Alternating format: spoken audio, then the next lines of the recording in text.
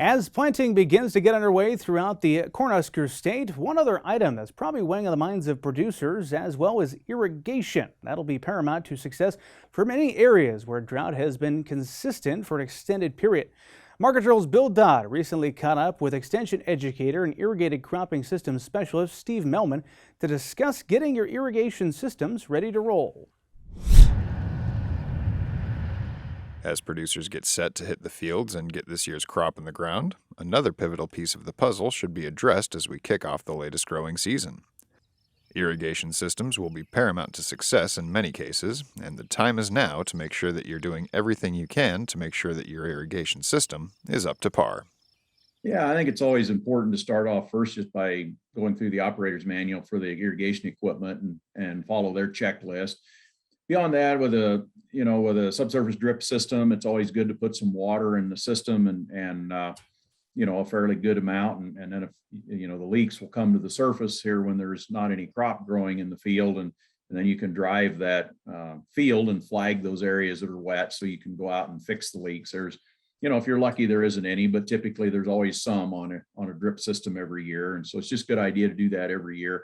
With center pivots, I think it's always important to go ahead and put water in them, check those for leaks also. Typically those leaks are above ground, so they're a little easier to fix and to see and to fix. And then look, kind of stand back from the pivot a quarter mile or something and just kind of look. There should be a nice uniform application of water from one end to the other, if a little less into the pivot point and more as you go out. Look for any missing sprinklers or plugged or one that just doesn't look like it's turning correctly or is putting out way more water than the others or something. You might have a bad pressure regulator.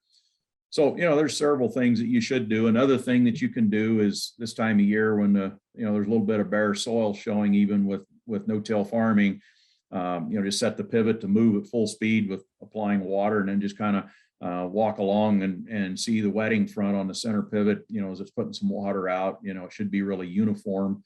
If you see a place that's putting on less or way more or something, you need to address some issues there. Beyond basic setup and testing, there are a number of things you'll want to consider when it comes to your personal safety, as well as the safety of others who will be in and around your operation. Yeah, absolutely. We've got electricity with most every system. Even the hydraulic ones will oftentimes have a electric motor running the water pump or maybe the oil pump for the hydraulics. And so anytime you're around high voltage electricity, even if it's the drying equipment at the farm or something, it's always best to touch that with the backside of your fingers when you walk up to it, because if it is shorted out, that way if you get muscle contraction, it'll pull your fingers away instead of grabbing a hold of the thing really tightly. So, it's always a good idea to take that into mind. It's a good idea either yourself, if you're an electrician, or get your electrician or your pivot serviceman to make sure that fourth grounding wire is connected all the way back to the power grid or the generator. That's really the key. Another thing that we always think about is to put the shields over the drive shafts or belts or anything. It's maybe okay for, the guy going out there, he knows he needs to be careful around there. But, if there's any kids or grandkids or something out there, it certainly can be a really bad situation in a big hurry. So it's important to do all of those things as well. And then another thing, I think when you're servicing your pivot, it's always a good idea today, more than ever, to make sure you turn the power off at the disconnect. And in the industry, every electrician has a padlock, and they put a padlock on that to keep it locked off, so nobody comes along and inadvertently starts the machine. I mean, pivots are long machines, particularly if the crop's growing. You can't see if somebody's out there working on it or not. And even if you're just changing a flat tire and somebody starts it up and rolls the pivot off the jack, it could be a safety hazard, and it sure be a pain getting things back and going again. So, with all the ability to start pivots remotely on your smartphone, it's just a good idea to always make sure that disconnect is somehow so nobody else can come other than you and just restart the pivots.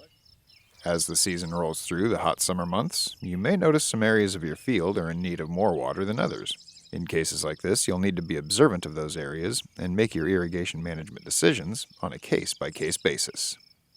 Also, keep in mind how big is that area that gets small. If it's just the area where you load trucks out in the fall around the the field driveway, well, that's probably a half acre to an acre, and you really can't overwater the whole field to take care of that.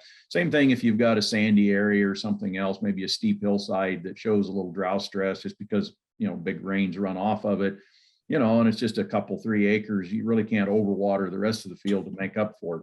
But if it's 20 or 30 acres, then you need to make a decision. Are you going to try and do some variable rate irrigation? If it happens to lay out on a pie segment type of thing, maybe you can stop the pivot and back it up and run it over that area twice, or you can program the computer panel to slow down and put more water on there or something. But it just something that the producer has to make the decision. If it's 5 acres out of 125, well, maybe you better let that stress something. But if it's 50 acres out of the field, then we need to take care of it and do something different with it.